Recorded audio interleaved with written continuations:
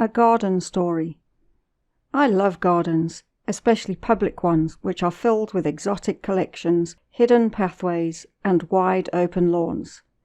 You know the ones where the trees have little labels fastened discreetly onto their trunks, declaring like a school name badge their genus and place of origin. My love of such places was birthed while growing up in Sheffield in the north of England. I went to a city school with no blade of grass in sight, just concrete playgrounds and paths. Playtime games often ended with grazed knees and tear-stained cheeks. Over the road, however, were two magnificent parks where we would hold sports days and picnics. The closest, Endcliffe Park, dates back to 1885 and is a children's delight of sweeping grassy banks and obligatory duck pond. Skipping across the busy roads in Noah-like 2x2 pairs, with our teachers standing in the middle of the road waving their arms enthusiastically in an attempt to halt the speeding cars, we would arrive giggling and breathless at the gate. A bit further up the road are the Sheffield Botanical Gardens. Created in response to concerns that there weren't enough healthy green spaces being preserved in the ever-growing city, the gardens were opened in 1836 after a competition for their design had been won by Robert Marnock. He incorporated the highly fashionable gardenesque style, whereby each plant was displayed to perfection in its own setting rather than grouped with other trees or bushes of a similar variety, as was common in other botanical collections. Small landscapes accentuated the beauty of each planting, with winding paths and grassy mounds adding further intrigue and interest. At the time, these were deemed the best gardens of the style in the whole of England.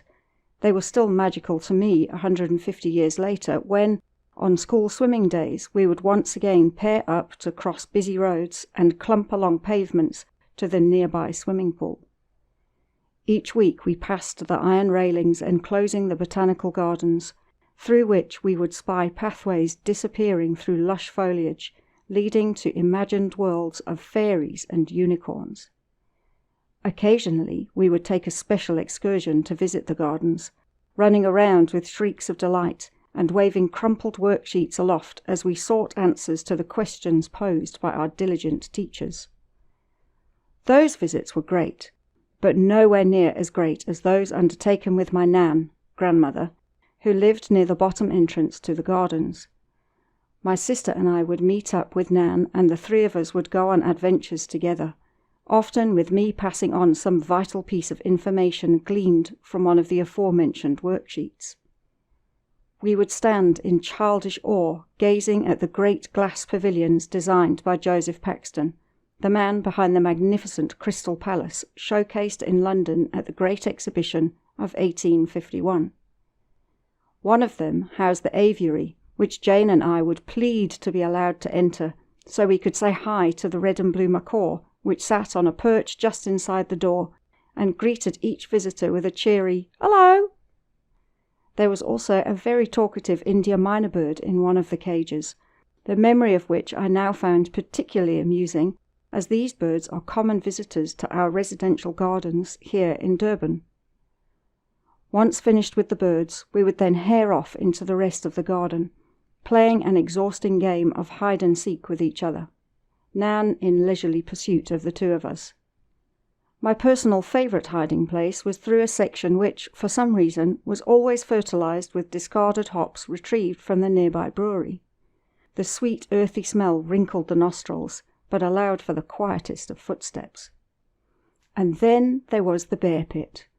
Yes, Sheffield Botanical Gardens has a bear pit, which was used to house a large black bear in the early days of the park. In later years, it became the largest compost pit in Yorkshire, but as that is less romantic sounding, we'll keep it as the bear pit. These early experiences of the delights a garden can bring have lived with me ever since. Whenever I explore a new town or city, I inevitably find myself wandering not around the shopping malls or art galleries, but rather through the parks and gardens.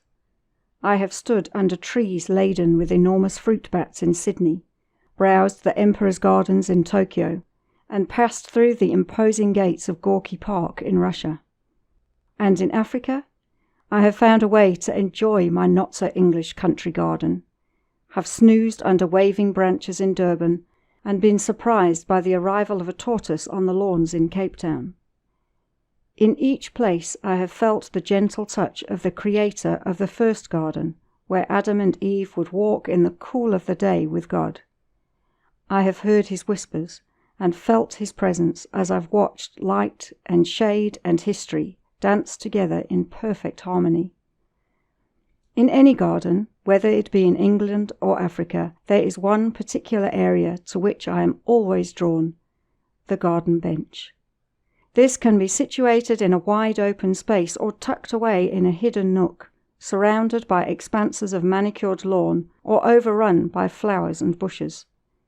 My reason for loving a bench? It provides a place of rest, not from the exertions of walking, but from the exertions of life. Here I can sit and reflect. I can meditate and listen. I can be both quietened and envisioned. In many ways, a poem is like a garden bench. It offers a moment of pause and contemplation, an opportunity to think a little deeper and go beyond the simple.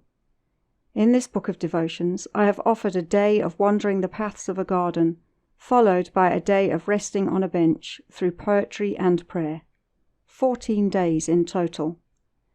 I have glimpsed God in many gardens, and I trust that in these pages you too will find much to delight and refresh you.